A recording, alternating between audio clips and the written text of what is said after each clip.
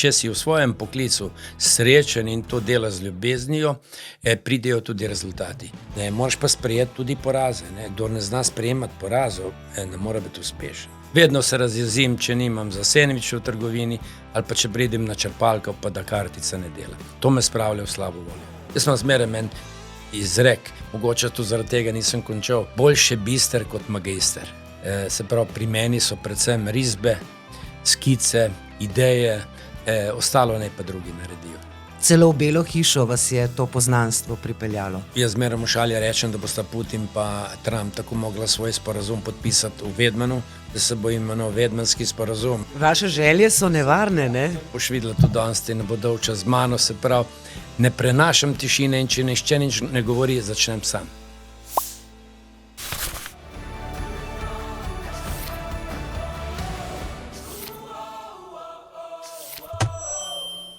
Pozdravljeni. Moj tokratni gost je eden najuspešnejših slovenskih podjetnikov.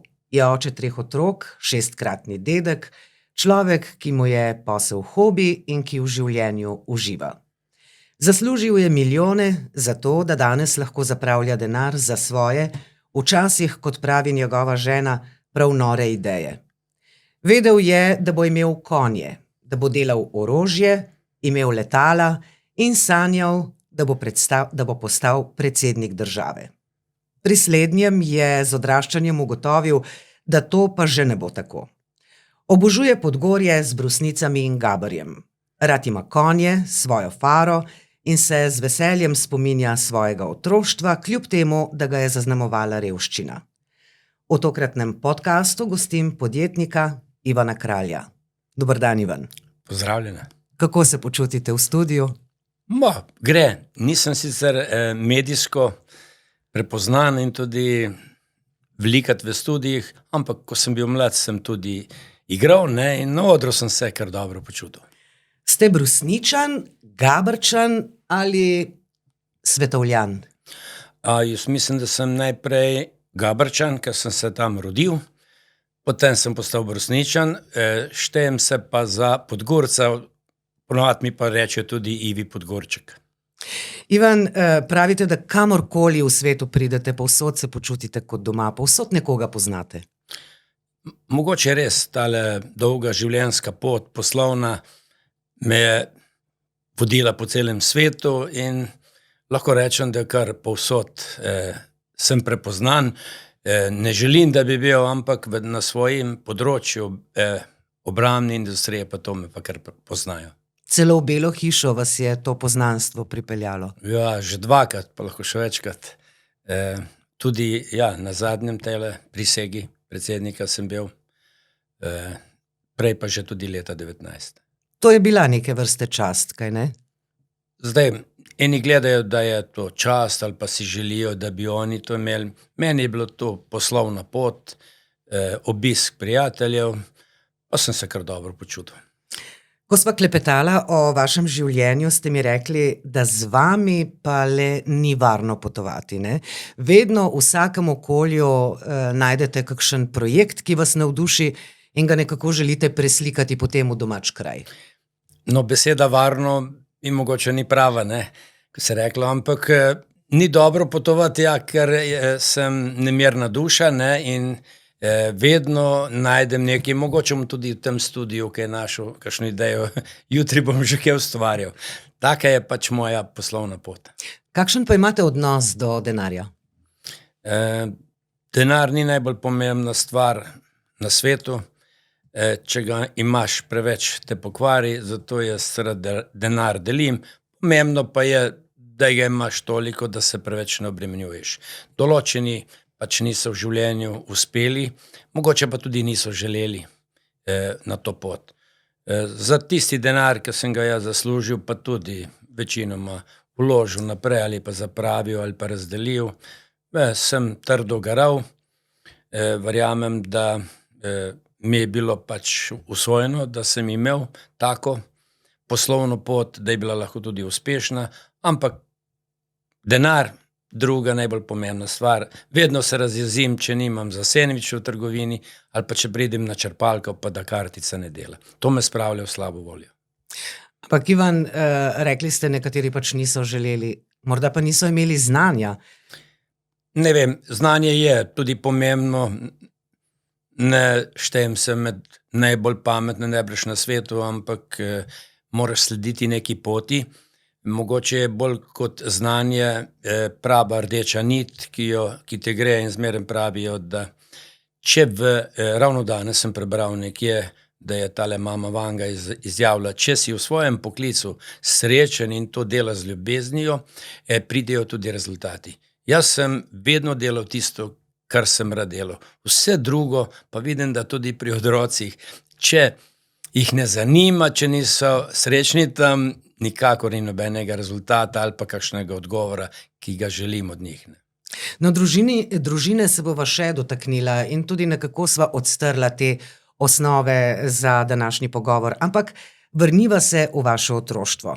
Rekli ste, da imate nanj lepe spomine, vem pa, da ste odraščali v revščini. Ja, konec koncev sem rojen 13 let po koncu druge svetovne vojne. Časi so bili težki, tudi sistem takrat se je mešal, se pravi, govorili smo bolj o komunizmu, starša sta doživela tudi določena razočaranja, oče je moral z občine delati v avtomontažu, pozneje v IMV. Nisem živel v revščini, živeli smo skromno, mogoče pa vseeno bolje kot kdo drug, ker sta starša res garala in želela, da bi otroci imeli vse. Nisem bil, ne spomnim se, da sem bil kdaj lačen, verjamem pa, da sta starša kdaj bila, da smo mi lahko bili srečni. Vedno ste bili poseben otrok. Pomagali ste mami in očetu, celo vaškemu župniku. Pa se ustaviva pri zgodbi, zaradi katere imate še danes klaustrofobijo oziroma nekakšen strah pred utesnjenimi prostori majhnimi. Ja, v tistih časih ni bilo vodovoda in imeli smo vaške vodnjake, ne. Ko smo se preselili v Brusnice, smo imeli mogoče med prvimi školjko, vendar mi rečemo ajmer po domače, ne, zraven in smo šli na vaški vodnjak po vodo.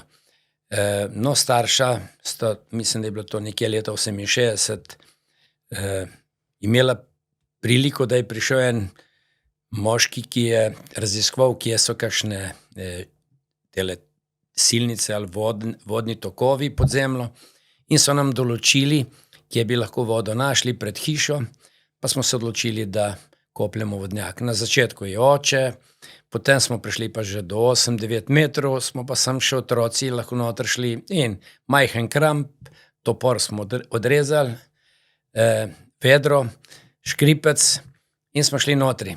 Žal se je, ko sem bil jaz v vodnjaku, zgodila nesreča, da je v vasi, ko so mlatili žito, ne, prišlo do nesreče in eni ženski odrezalo roko in bilo to vse vpitje, mama je na mene pozabila, tekla gor. Jaz, ko sem zagledal tisto svetlo točko gor, se pravi izhod na koncu tunela, sem skoraj zblaznel, sem tako vpil, tako da je mama slišala me in pritekla nazaj.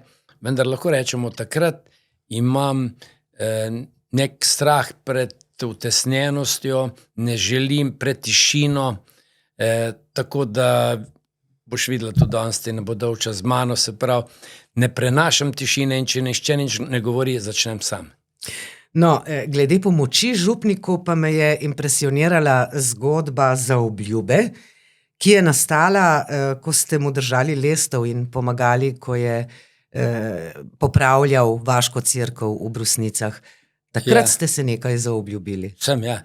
Se pravi, ko je župnik to staro cerkev, ki je propadla v druge svetovne vojne, želel fresko Svetega Krištofa nekako obnoviti, me je poklical, ker sem bil ministrant, da sem mu držal lestev in pa da sem mu šilil tiste barvice in je začel nekaj ustvarjati gor.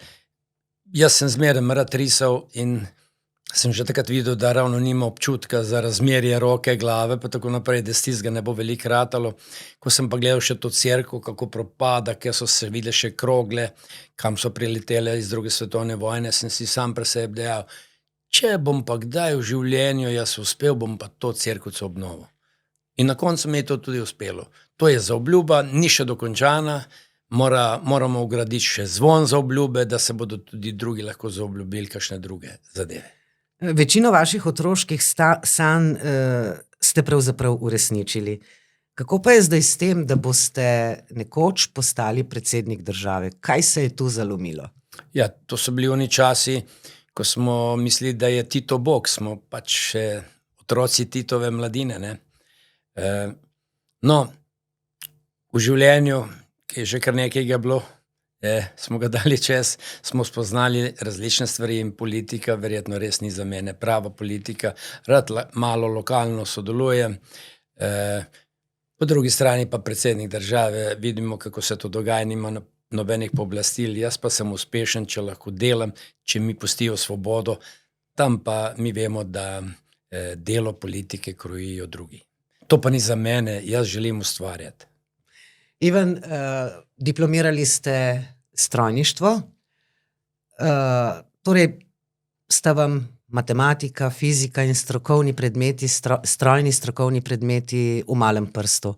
Pa vendar, kot petošolec, ni manjkalo veliko, da bi imeli matematiko cvek. Kaj se je takrat dogajalo? Ja, sej, če si res najbolj inteligenten, pa že vse sam znaš, je drugače.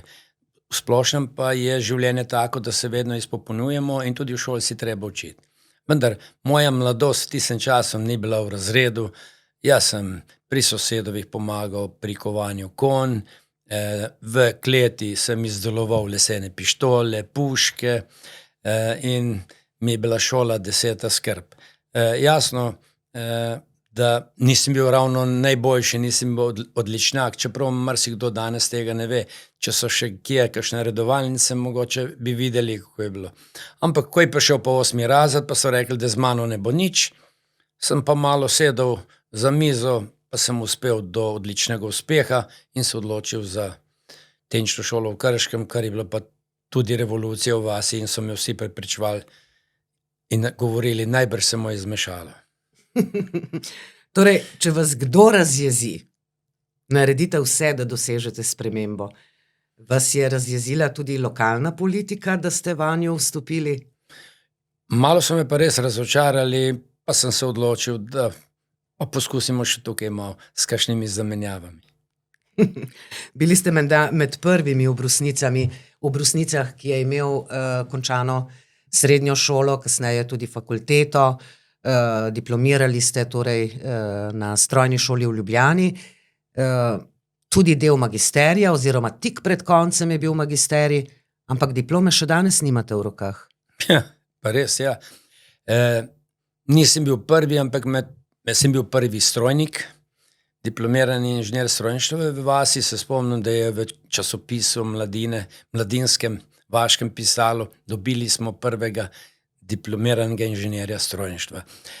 Mogoče bom malo zašel, ampak moram povedati, ko sem prišel domov 26. decembra 1980, ko sem diplomiral po 4 letih in sem staršem z veseljem povedal, sem prišel v kuhinjo, ate, mama, diplomiral sem, pa je oče prišel do mene čez nekaj pol minute, pa čez počasno všes vprašal, ti, kaj pa to pomeni? Pa sem mu razložil, da sem prišel domov, da zdaj bo treba začeti pa delati, ne. No, čez nekaj let je pa rekel, pop, jaz sem mislil, da boš ti res meni pomagal, pa samo okoli si. Nič te ni. Ampak, tako kot sem vam rekla malo prej, diplome še zdaj nimate? Diplome pa nimam, ker ko sem diplomiral, je nisem dvignil, tam so kopijo poslali na šolo, kjer sem se najprej zaposlil, tenčni center v Novem mestu. Nato sem to isto kopijo so poslali v Šentjernej in diplome nisem še odvigen, tako da je še danes originalne nimam. Ne vem, kje je. Imam pa eno kopijo. Ponujali so vam celo častne doktorate? Ja, zmeraj mi je bilo šala.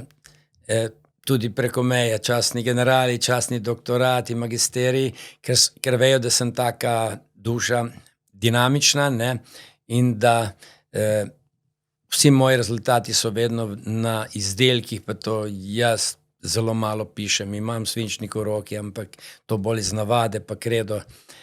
Se pravi, pri meni so predvsem risbe, skice, ideje, ostalo naj pa drugi naredijo. Kaj vas pa pri človeku prepriča? Danes samo kar ene dva razgovora.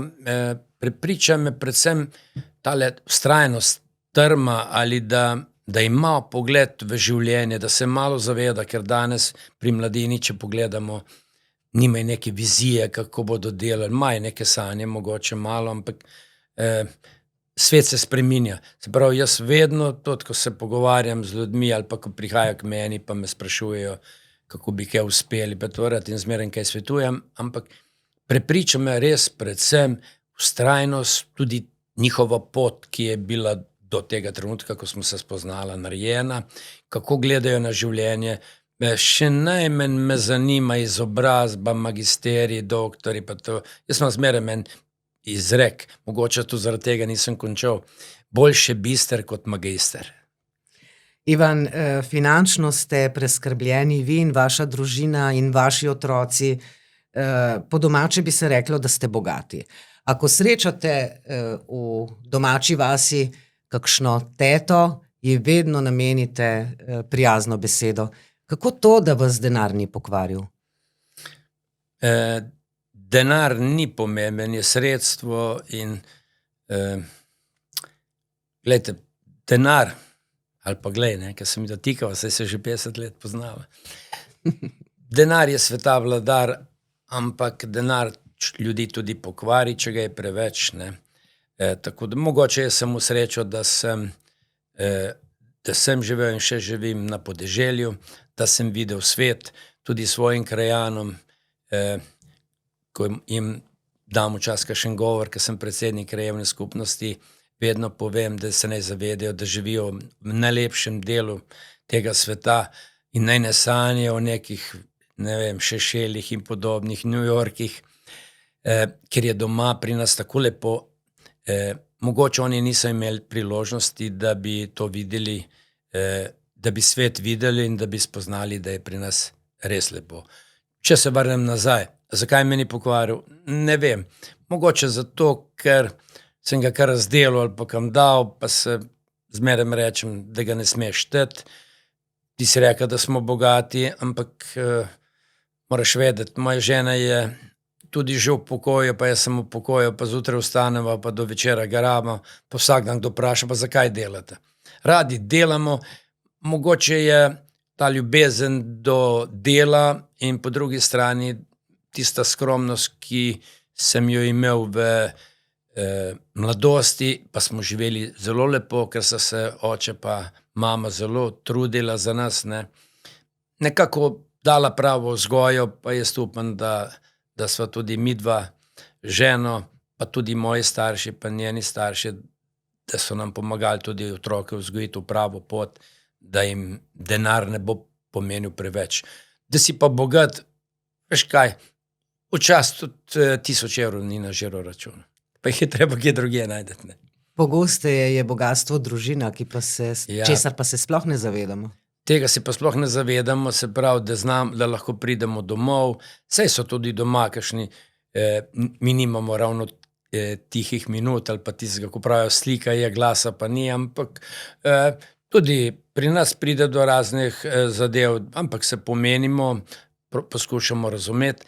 Res je dejansko tale ljubezen, ki, ok, ko si mlad, si zaljubljen, pa to potem pa pride to neko spoštovanje, pa to do družine, tudi staršev mojih, staršev od žene, od Vesne. Žal smo že 3 izgubili, imamo samo še mamo Micko, ki jo imamo zelo radi in se lepo družimo. O svoji družini, predvsem pa o ženi Vesni, ste vedno govorite s spoštovanjem. Enkrat ste mi celo rekli, da če se ne bi Vesna ob 3 otrokih odločila za podjetniško pot, Vprašanje, če bi bile Brusnice danes takšne, kot so. Verjetno res. Se pravi, ko je v enem letu v 13 mesecih rodila 3 kralje, ne, drugič so bili dvojčki, vedno v šali reče, da smo to delali z indigom, ne. Se je moralo odločiti kako bo naprej. To so bili tisti časi, težki časi, ne. 91, 92 in odločila se je za podjetniško pot, čeprav je imela službo, ne. In res mislim, da če me včasih kakšni Podgorju v zvezde kujejo, da delajo mogoče malo krivice, brez Vesne tega ne bi bilo v Brusnicah. Se je zelo žrtvovala. Kaj pa vam pomeni družina? Ja, mi se vsak dan slišimo, ker sem še tak, kot smo rekli, nenimeren, pa tudi raziskovalen, moram vedno vedeti, kje so približno, ne. Če je Grega danes na strelišču v Kočevju, sem mu že poslal mesič, kako je pri vas.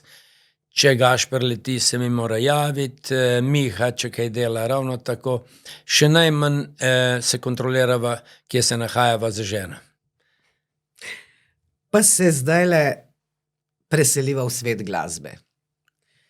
Zanimivi so bili ti vaši začetki glasbeni, predvsem vstop v glasbo, ne. Imeli ste kitaro, a pravite, da ste bili povsem brez posluha. Pri tem vam je nekako pomagal vaš prijatelj iz mladih let, Igor Perhaj, s katerim sta tudi odločila se, da bosta imela ansambel. Kako se spominjate teh? Ja, spomini so zanimivi. Želja, da bi igral, je bila. Ne moram reči, da sem povsem brez posluha, ker konec koncev danes tudi pojem, tudi kaj zaigram, kje na bas kitaro. Ampak to ni bilo dovolj. Tako kot nisem imel znanja o letalstvu, tudi o glasbi sem neizobražen, ne. Prav v 5. razredu vem, da nam je tovarišica zavrtela glasbo, pa smo mogli ugotoviti, ne, Vidrih Smetina, Spomin na Plzen, pa sem se skusil čuti, da bom jaz slišal. No, kakorkoli že, želja potem je bila in ko sem diplomiral, sem si kupil prvo bas kitaro od svojega učenca, in sva z Igorjem začela razmišljati, da bi bil ansambel. On je imel glasbeno šolo in je rekel, vse to bas kitaro bo pa čisto enostavno. Pa smo nekaj začeli, rekel, ti samo akorde, da je, če je akord G, ti G tolči, če bo D, D, pa tako naprej. In on je začel igrati, jaz G, G, G, G, ja daj zamenjaj na D. Zakaj pa? To pomeni, sploh nisem čutil razlike. Takrat sem spoznal to veliko razočaranje, saj sem vendar nimam posluha, ampak posluh se malo pridobi.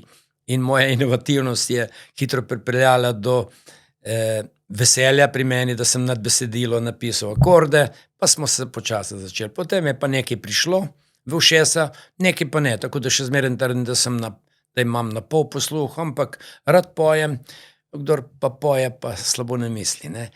Potem so bili ansambli in to so bili lepi časi.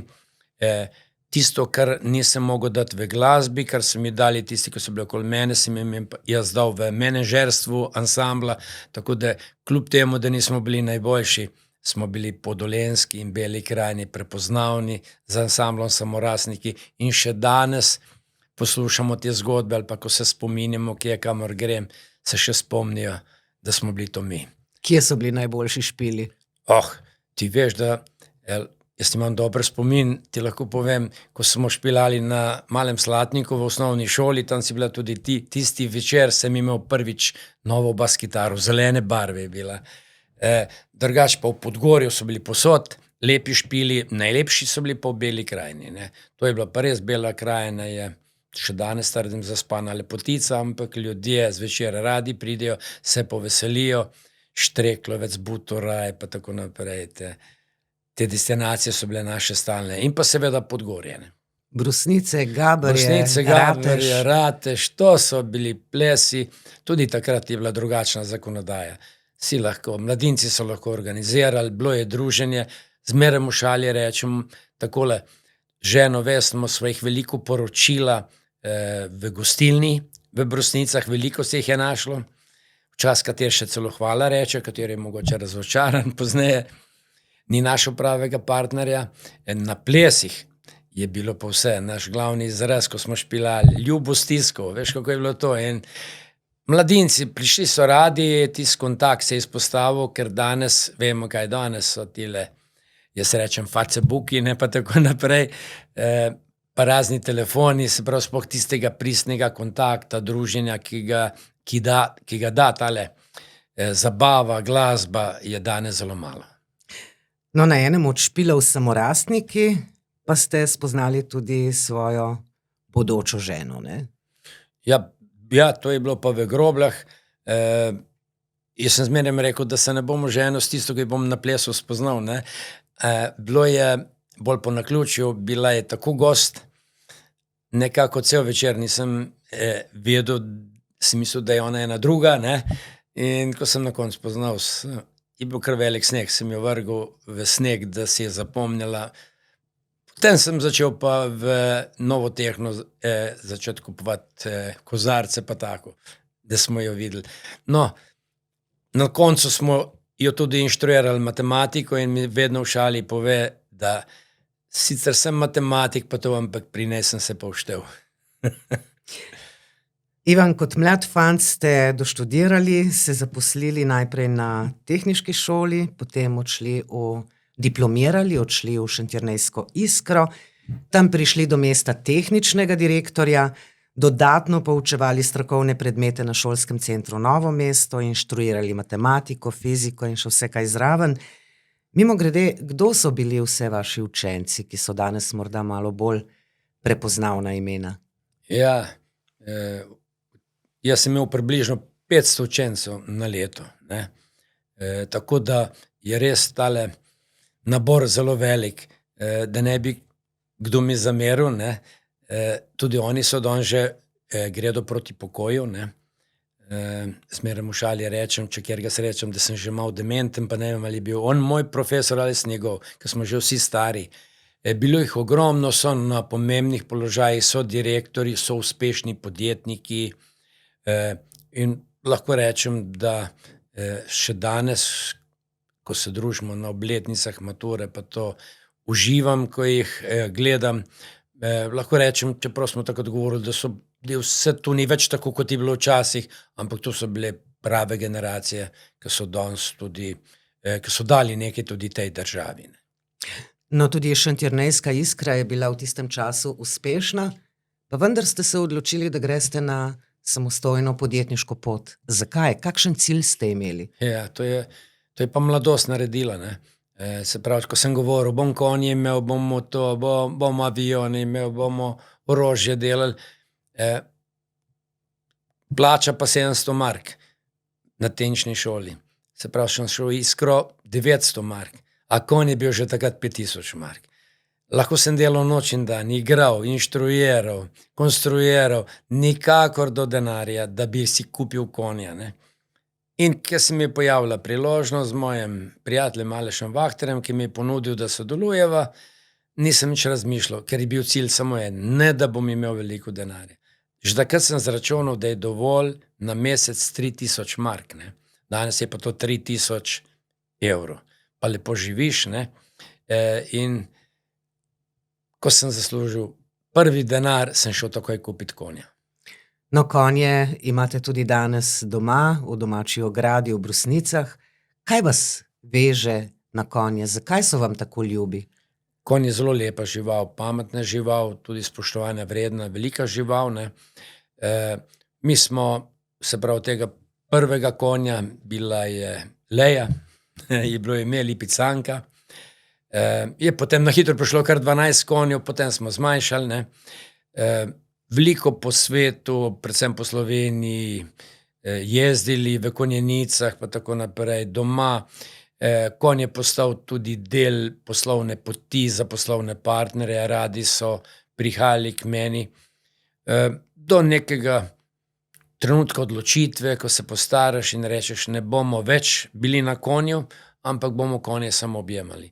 Konj je res čudovita, spoštovanja vredna, lepa žival. Ivan, kot uspešen podjetnik bi se dejansko lahko vozili s Ferrarijem, Lamborghinijem in ostalimi znamkami avtomobilov da bi vam ljudje zavidali, ampak najbolj ste uživali, kadar ste šli na kočijo, upregli svoje konje in odšli čez vas. Ja, tudi to je res, ampak ni dolgo trajalo.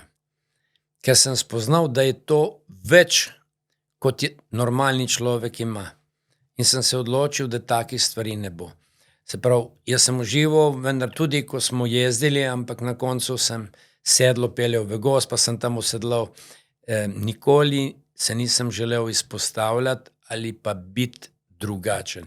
Jaz sem z svojimi učenci šel na pijačo v gostilno, s svojimi delavci in moje načelo je, da smo približno enaki. Če tega ni, jaz nisem srečen. Tudi, ker moram imeti dober avto, ker se vseeno naredim 100,000 kilometrov na leto, ga kupim kar enake barve, da ljudje tudi ne vejo, da imam novega, ko ima tisti prejšnji 400,000 kilometrov, pa ga je treba oddati. Dajva se ustaviti v garaži, kjer sta s prijateljem Alešem Vahterjem leta 1987. Takrat je bila vaša žena noseča s prvim otrokom, torej z Gregom. Še ni bila takrat. Potem 88, tako je. Torej, tam sta z Alešem pravzaprav snovala neko podjetniško idejo, podjetniško pot, delala sta zaščitne filtre za računalnike in zaščitna očala. In že prvi posel je bil kar dober, ne? No, zopet je tukaj moja žena Vesna. Kot prvo je bila prijateljica z ženo od Aleša, tako smo se bolj spoznali in dejansko je bila priložnost, da mi je ponudil sodelovanje pri prvem poslu, to so bili zaščitna očala za brusilce. Tega smo dobro speljali. Ponudil mi je sodelovanje, ki sem ga sprejel v želji, da si bom lahko kupil konja. Začela sva v garaži, tudi Vesna je pomagala potem, tako smo že delala, se pravi 87. leta smo se spoznali, 88. smo pa delali, ko je bila noseča z Gregatom, pa tudi oče je pomagal, pa mama Micka, pa tako naprej in smo to speljali. To je bil prvi posel.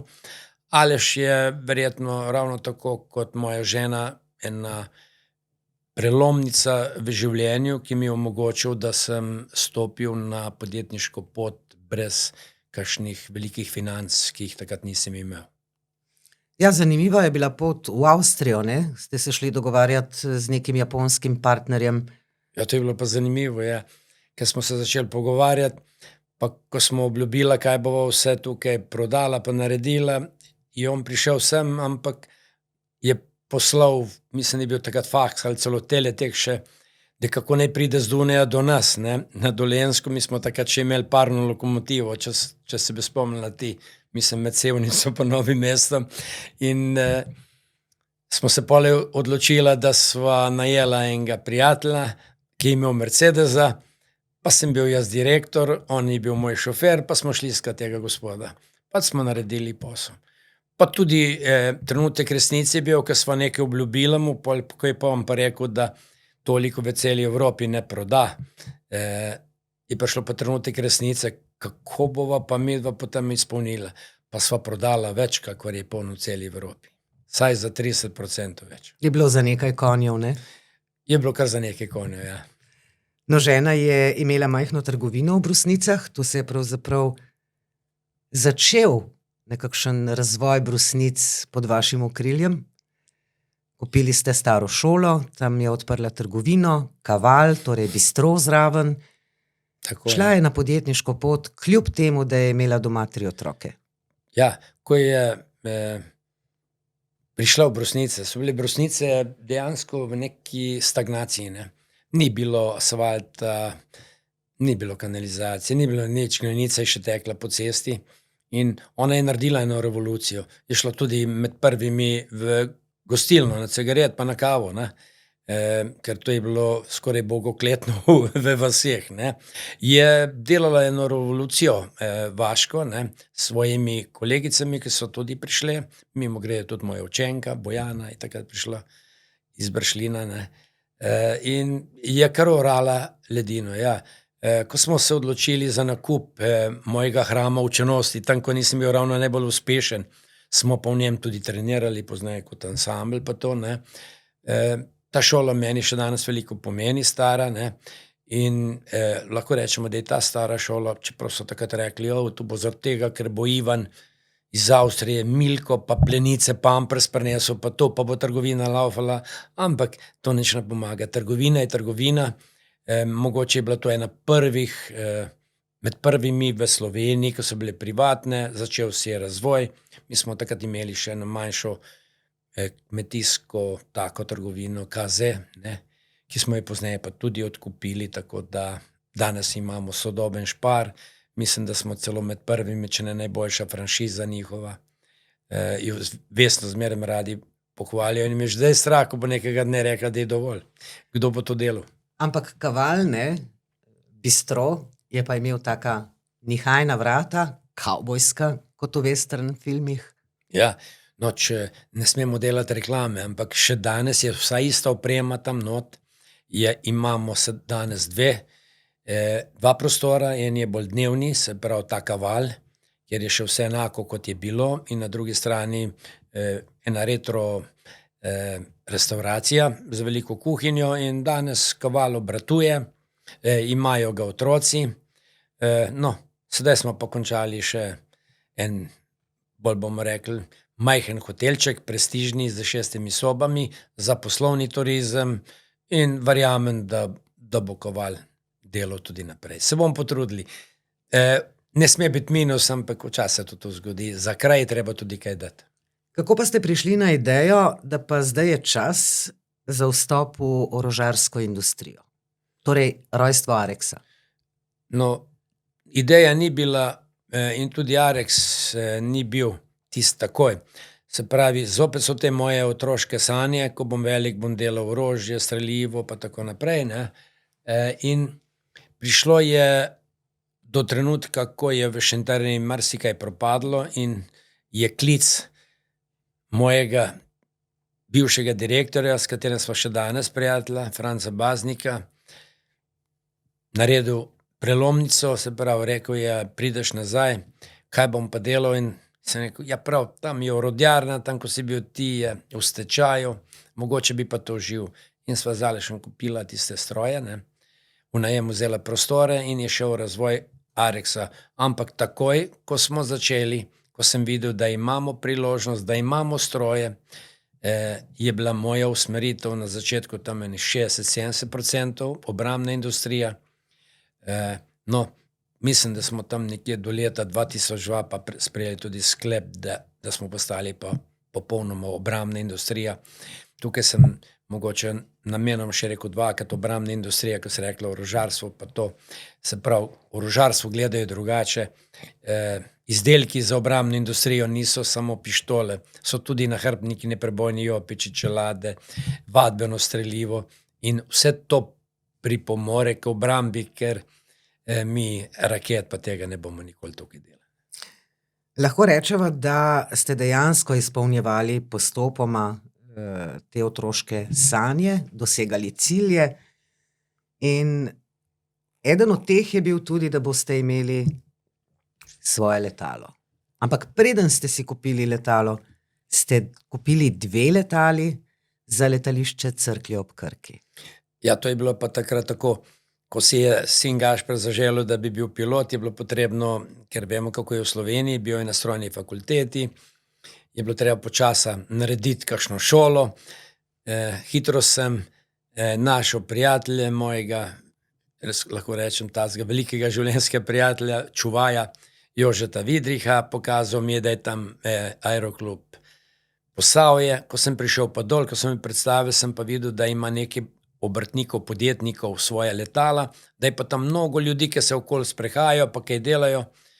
In sem ugotovil, da so to piloti, športni piloti, ki mogoče dobijo priložnost, pa malo poletijo, da je Aeroklub brez letala. In sem Jožetu že takrat rekel, Jože, ne bo nič z tega, jaz ne prenašam, da jaz imam, drugi nimajo.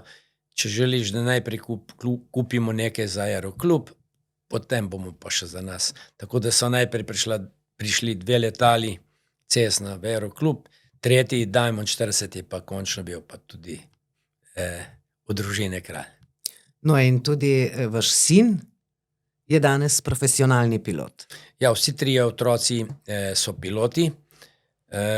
Jaz sem končal kot študent, tako kot pri magisteriju, ker sem se odločil, da je moja duša preveč dinamična in da je letenje prenevarno, ker imam preveč v glavi drugih stvari, tako da poletim z veseljem z otroci in pa z Jožetom Vidrihom. Vsi trije so, Gašper je pa profesionalni pilot trenutno na Airbusu 220 pri Croatia Airlines. In potem je prišel tisti trenutek, ko ste se odločili, da Arex prodate. Kako to? Zakaj? Ne zato, da bom imel denar, saj sem ga imel tudi prej. Arex je bilo uspešno podjetje. Mene je gnala neka razvojna pot in na nekem nivoju sem spoznal, da zaradi birokracije v Sloveniji, izvozna dovoljenja pa smo to nekako rešili, predvsem pa zaradi bančnega sistema, ki onemogoča rast podjetjem v tem področju, v obrambni industriji, takrat je bilo še mnogo hujše kot danes, pa tudi danes ni veliko boljše, sem videl priložnost v tujem vlagatelju, ki je obljubil, da ima dovolj denarja in da se bo Arex razvijal, in sem se odločil za prodajo. Ni bila tako majhna, ampak konec koncev sem potem še 4 leta do svoje upokojitve direktoroval tam. Bili smo uspešni. Sedaj pa gre Arex svojo pot, bolj mednarodno. Kako poslujejo, pa veliko ne sprašujem. Če kaj rabijo, jim pomagam.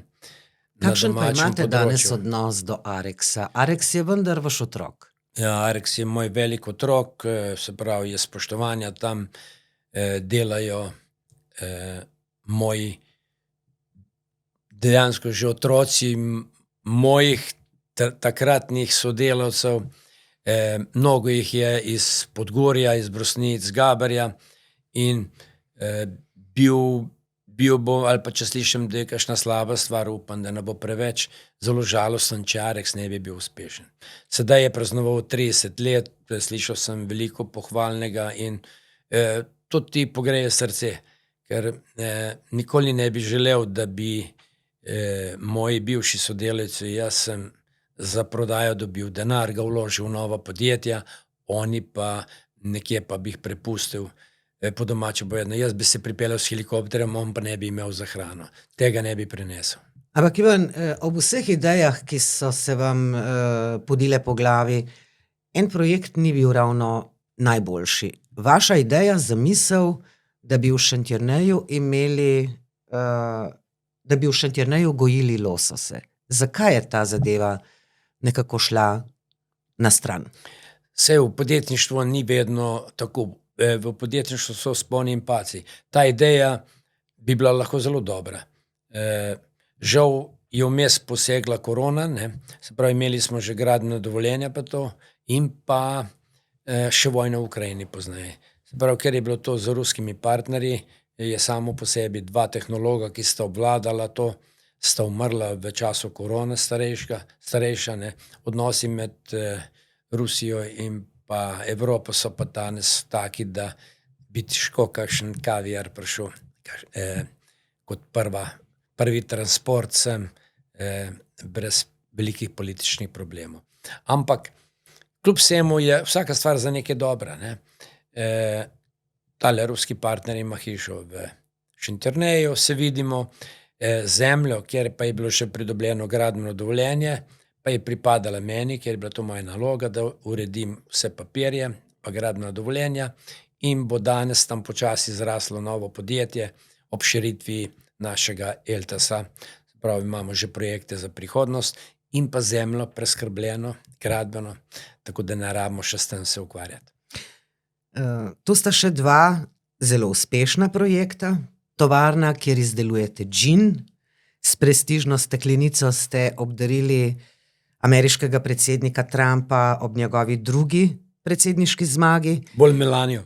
In pa še tovarna orožja v Braziliji, darilo Trumpu, že predtem pa je bila tudi izjemna pištola. Kako ste vstopili v ta imperij Trump? Ja, najprej mogoče o Ginu, to ni ravno še zgodba o uspehu, ker smo na začetku, mi smo odkupili. Verjamem, da bomo na koncu uspeli. Bilo je tudi vmesnega razočaranja, ker nam je prodajalec pač izginil in smo prepuščeni sebi. Včasih je to dobro, ker nič ni poslano z rožicami, da samo žanješ, moraš kar trdo delati. No, o vstopu na to pa je dejansko so naši poslovni partnerji v Ameriki leta 15 dali njemu našo pištolo z srebrnimi platnicami, rečemo po domače.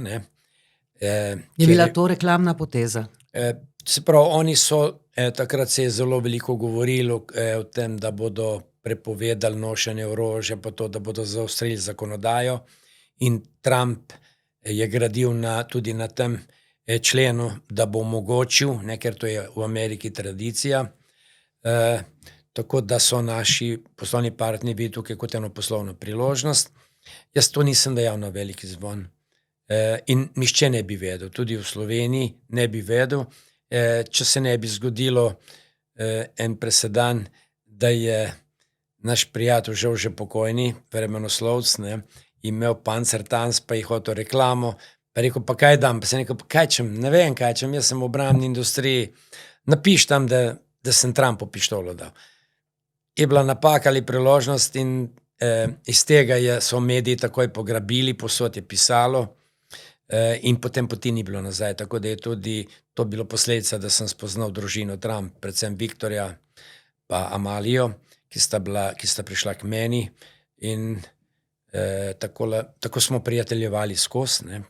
No, z Viktorjem in Amalijo ste kot družina imeli prav poseben odnos, prijateljski. Ja, vedno, ko sta prišla iz Amerike, tukaj sta bivala približno, ne vem, mogoče 5-6 mesecev na leto, 5. Smo se vedno dobili na kakšnem kosilu, pa tako naprej. Tudi potico je ona prinesla s sabo.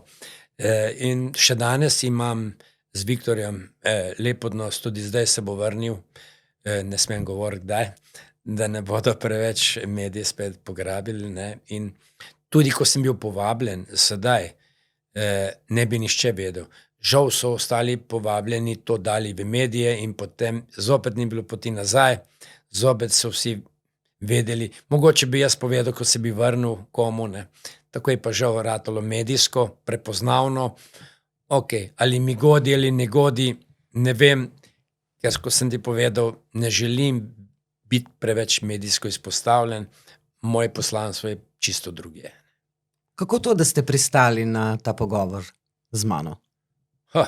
To pa zaradi tega, kot te že dolgo poznam, iz spoštovanja do tebe, če vem, katero kitaro sem špilal, ko si bila ti na plesu, kakšne barve je bila, zaradi Dolenjskega lista, na katerega smo najbrž naročeni že dolgo, 60 let in več. Zaradi tega, ker jaz sem celo solastnik Dolenjskega lista. In ker čutiš z nami. Moram pomagati, kako bi pa izgledalo, da ne bi spoštoval tega. Dolenjski list je vseeno pojem, no danes ne samo na Dolenjski, še kje drugje. Ivan, danes imate v družini 12 podjetij, morda še kakšnega več. Po vaši poti uspešno hodijo tudi vsi vajini sinovi. Starejši Grega je v obrambni industriji, Gašper je profesionalni pilot in v aviaciji, njegov brat dvojček Miha pa gradbinec, nepremičninar in še kaj. Kaj je pomembno, da starši vcepijo svojim otrokom? Najbrž tega nasveta ne bom znal dati. Marsikdo mi reče, pa kako je možno, da so tvoji otroci tako pridni, pa tako prijazni, pa vse pozdravijo, ker bi se lahko obnašali ošabno, pa to. Najbrž je to malo v genih, po drugi strani pa zmeraj dam zaslugo svoji ženi, pa staršem od žene, da so prav vzgajali. Ne vem, če sem jaz bil mogoče z nekim spoštovanjem ali pa tistem do mene so otroci vzgajali, ampak to najbrž kar pride samo po sebi. Najbrž je to nam vsem skupaj v genih. Vse življenje ste bili naklonjeni tudi veri in domači fari. Odkot ta ljubezen? Kaj vam pravzaprav pomeni vera? No, jaz zmeraj trdim, tisti, ki reče, najmanj na koncu, ali pa ko je hudo, o Bog pomagaj, ne, ali pa Marija pomagaj. Vera je, vsak ima svojega Boga, vsak v nekaj verjame, ne. Vedno se moramo zahvaliti, mi smo na tem svetu začasno in vsako jutro, ko se zbudimo, pa slišimo zvon, zmeraj pravim, kako lepo je, saj ne zvoni meni, ne. Drugače pa že kot otrok sem bil pa tudi rekrutiran, da bom kot ministrant verjetno župnik.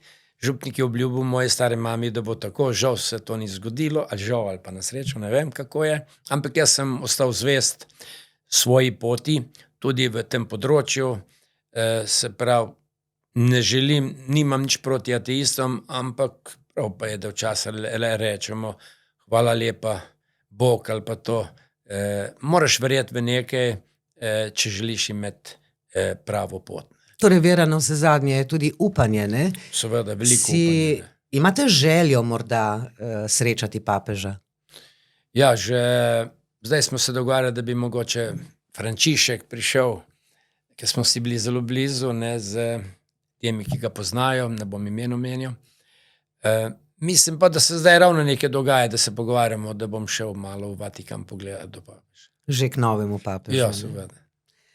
V Medžugorju ste v sodelovanju s slikarjem in kiparjem Andrejem Ajdičem, ki je bil vaš dolgoletni osebni prijatelj, zdaj žal že pokojni, in s podjetnikom Alešem Vahtarjem postavili celo kip vstajenja. Čemu?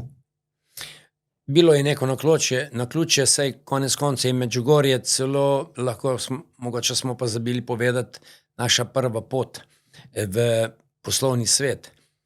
Se pravi, ko sem delal v Iskri, je Jože Koter, moj prijatelj umetnik, je tudi takrat delal, bil sodelavc na tekočih kricalih LCD, ko smo rekli, smo razvili Marijo, ki je prihajala in odhajala.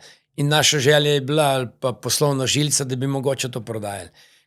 Ko sem šel v Medžugorje, sem videl, da tam prihajajo skromni ljudje, ki so bolni, ki si želijo neko upanje, da ne bodo kupovali tako dragih izdelkov, kot je bil ta takrat, danes je elektronika mnogo cenejša, ne.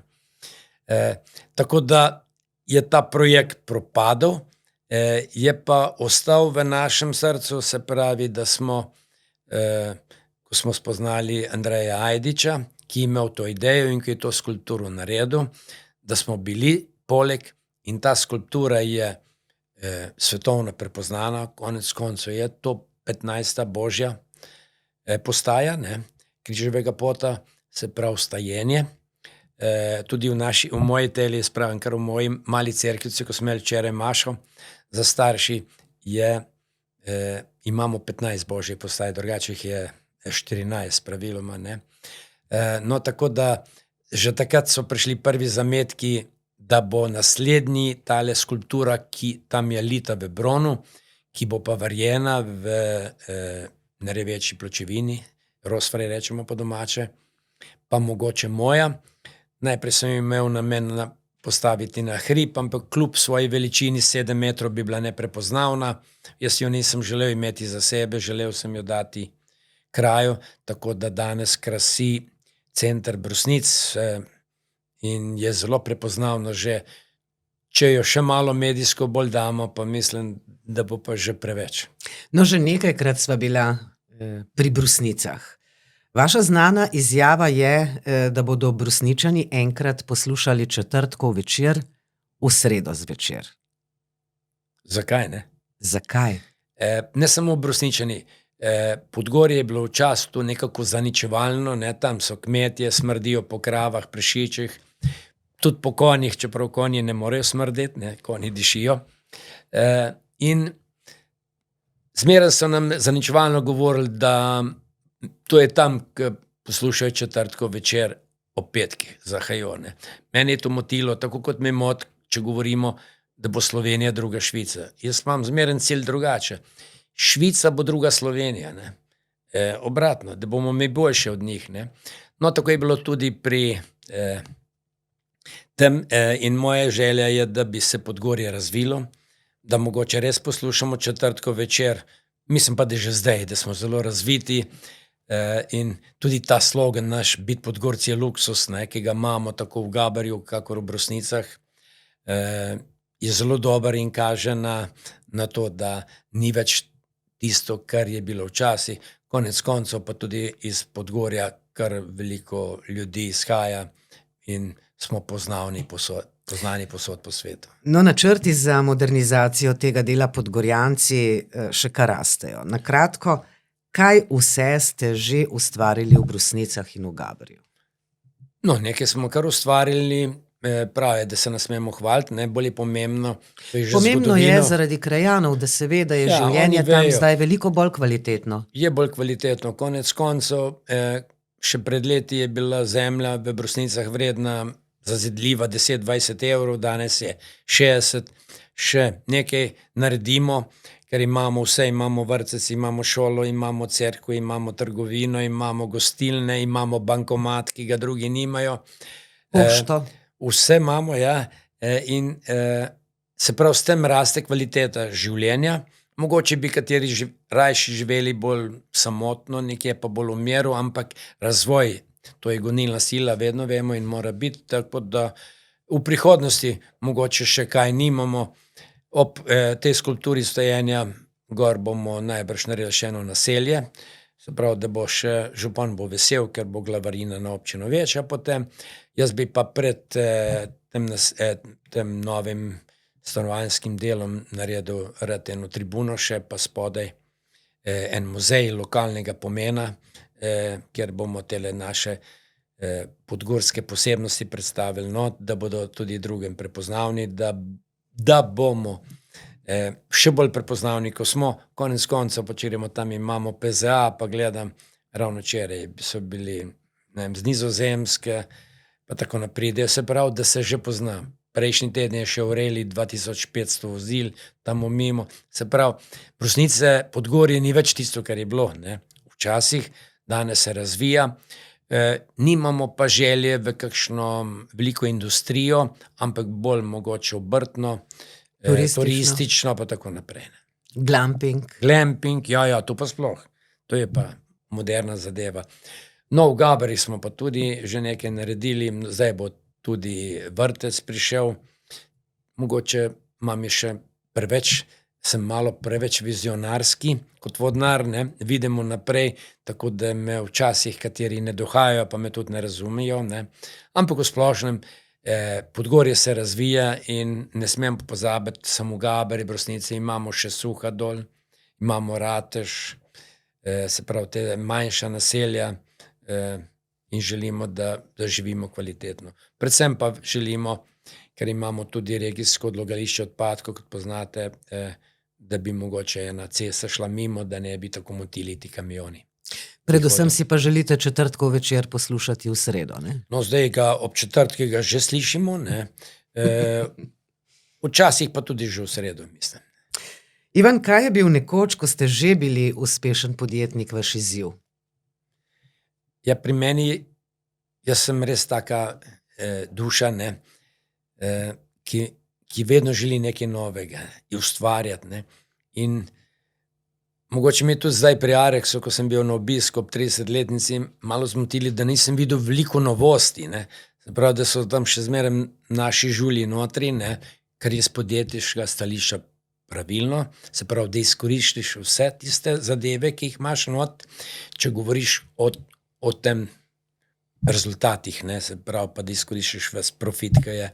Drugače sem pa jaz ustvarjalna duša, ki vedno želi nekaj novega razvijati, vedno so neke nove ideje. Včasih mi kaj reče, saj ti bi res mogel 300 let živeti, da bi vse naredil, ne. Tak pač sem. Ampak zdi se mi, da so vaši novi izzivi, ne, pa predvsem projekti, kjer se zavedate, da ne bo dobička, so pa nekakšna dodana vrednost življenju. Ker že skozi govoriva, kaj pomeni denar, pa to vse včasih ni vse v denarju. Včasih je tudi v zadovoljstvu, da si nekaj ustvaril. Tudi če ne laufa vse tako, kot bi moralo, ne, se pravi, lahko je tudi minus. Prej si omenila, da Pa ne vem, zakaj me vikaš, da se tika, si mi omenila, da je pri teh zadevah, da imam 12 podjetij, se ne vem, če jih je 12, ali lahko jih je manj, lahko jih je več, ena ne delajo dobro, ali pa še ne delajo dobro, pa se financirajo drugje, pa iz blagovnih rezerv, bi rekli, ne. Ampak moraš ustvarjati, moraš na nekih področjih nekaj delati, potem nekako pridejo tudi rezultati, kot smo rekli, ne. Če si srečen, pa imaš vizijo nekako, če že ni velike smole, ne, moraš pa sprejeti tudi poraze, ne. Kdor ne zna sprejemati porazov, ne more biti uspešen. Ni vedno vse tlakovano. Velika dodana vrednost vašemu življenju pa je vaš raj pod Gorjanci. Vedman. Vedman, kjer res imate, lahko rečeva, raj na zemlji. Ja, to je ena manjša investicija. Osebna. Manjša investicija, kar sem v življenju vložil, ampak je zelo pomembna, ne. Zelo nam je, poleg Ješovcev, ki jih imamo v Brusnicah, kjer smo tudi veliko let preživeli zunaj, ob ognju, so se te Gorjance pojavile, imajo zanimivo zgodbo. Vedman, ne. Ko sem že imel konje, so me našli, da bi mogoče to kupil, pa bi gor, ko so prodajali za 4000 mark, ampak žal jih nisem imel, ne. In sem potem čez leta je nekdo prišel k meni, oziroma tisti lastnik, pa je rekel, če sem svetovljan, če bi kakšen tujec kupil, da je raj na Gorjancih, jaz sem o tem vse vedel. In je rekel, da to prodaja za 100 000 evrov, ne. Jaz sem mu pa rekel, imaš 1 minuto časa, 65 000 evrov ti dam, pa kupim. In tako se je tudi zgodilo, če se ne motim, ne, da smo, tudi ženi nisem povedal, to vsi so pol pozneje izvedeli, sem kar na svoje pes naredil, ne staršem. Staršem sem povedal šele, ko je bilo že gor Brunarca, ko smo imeli rojstni dan od očeta, pa sem jih pelal gor. Pa je to vaše osebno zatočišče za vas in vašo družino, torej neke vrste intimen prostor, ali tja vozite tudi poslovne partnerje? Ja, gor se je marsikaj zgodilo, jaz zmeraj v šali rečem, da bosta Putin pa Trump tako mogla svoj sporazum podpisati v Vedmanu, da se bo imenoval Vedmanski sporazum, ampak to je bolj v mojih glavi. Res je samo nekaj, ko je rekel Vaše želje so nevarne, ja, ne? so nevarne, ja, da se v glavnem vse skoraj uresniči, ne. Ja, je naše zatočišče, veliko poslovnih partnerjev bilo gor poznanih, lahko rečem, iz tujine še danes vedno kličijo. Je pa zadnji čas mogoče malo manj, ker sva si ženo oziroma je žena naredila nama hišo. Tudi to je zanimiva zgodba, je rekla, zdaj te imam pa že dost, vsem se pomagal na svetu, pa vsem bi rad pomagal, ti pa živiš v hiši, ki ti je oče naredil kot skromen na pol z blata, za sebe pa nisi naredil nič, zdaj ti bom pa jaz hišo si zidala. In je tako naredila, no, jaz sem kaj dodal zraven, to denarja, ampak tako da je tale najnovi dom dejansko bolj ideja, pa to jaz ga naj bi ustvaril, ker za take stvari nisem, moje žene, pa je kar prijeten. Gajstna je ta vaša žena, Zelo, zelo. Se je treba kar bati včasih. Omenila sva že, Ivan, vaše vnuke, vnukinji. Kot moški ste uspeli doživeti tudi radost ob rojstvu deklice. Torej, imate 2 vnukinji, 4 vnuke. Kako pa se znajdete v tej družbi žensk, malčic? Ja, no, ena je še, zdaj bo imela 7 mesecev, ne. Prva je pa že 5-letna dama, ne. In pri nas je bilo vedno vse moško, ne. Tudi v hlevu so se žrebeta vedno rodili moški, čeprav smo želeli, da je bilo tudi kaj tako. Se pravi, 3 sinovi, žena je bila vedno v manjšini, zdaj pa je kar burno. Lepo je, imam pa rad vse, tako moške kot ženske, ne delam razlike, mogoče je prvi vnuk vedno prvi, ima nek poseben pomen, Jakob, ne. Pa ste že uspeli vaše malčke okužiti s konji? Že, čeprav hodijo tudi kaj je že tukaj gor pri Adriji, ne, v tole k mojemu kolegu, pa jih več ga spomnim, se imate konje doma, ampak hodijo tja, ne, ker moje so danes bolj za objemat. tako da so že kar okuženi, ja, tudi z lovom, z konji, tudi z podjetniško meni imajo prav poseben. Pa tudi s kmetijstvom, tako da ampak vse se potem spremeni, danes, ko bi gledal, bi lahko kar povedal, kaj bo kdo. Zdaj ste 3. leto v penziji, je kaj drugače? Nisem še pogledal, koliko imam penzije. Pride najbrž, ja, pride. Ni drugače, delam več kot prej. Se pravi, imam večje obveznosti.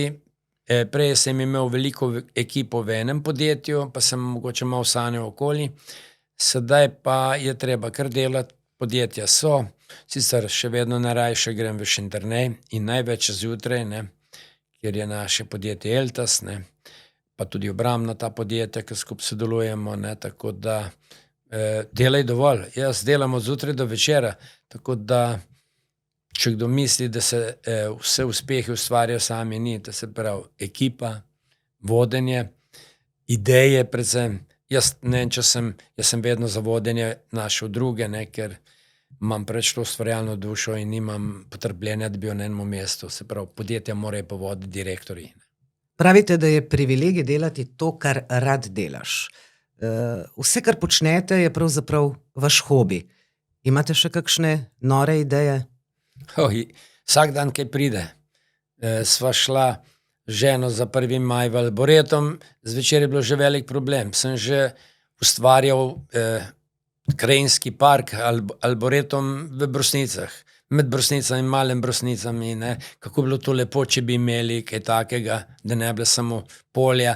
Se pravi, kamor grem, takoj pride ideja, saj se kakšna pol tudi malo umiri ali pa spoznaš trenutek resnice, da to ni možno, ne, da je preveč ali pa da mogoče si že toliko v letih, da ne boš dočakal tistega drevesa, ki bo 100 let star, ne, ki ga boš posadil. Ampak ideje so, ni rečeno, da na tem področju ne bomo še kaj naredili. Navsezadnje upam, da pridete s kakšno super idejo za nas zaposlene tudi tu na Dolenjskem listu, ne? Zakaj pa ne? Vse ste zadovoljni, saj si omenila, da je to najboljša ekipa. Če pa rabite kakšne ideje, pa sem povejte, bomo hitro kaj rodili.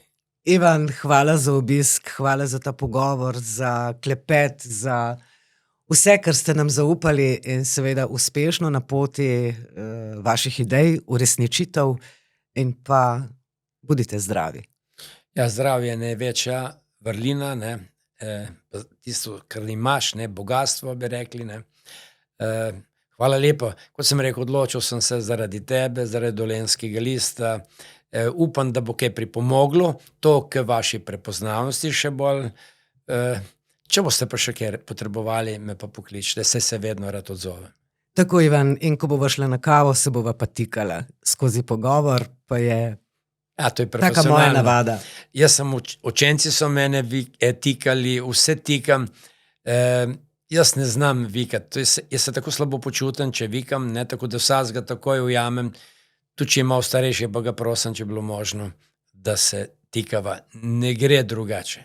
To je navada velikih, pravijo. Hvala za obisk. Hvala.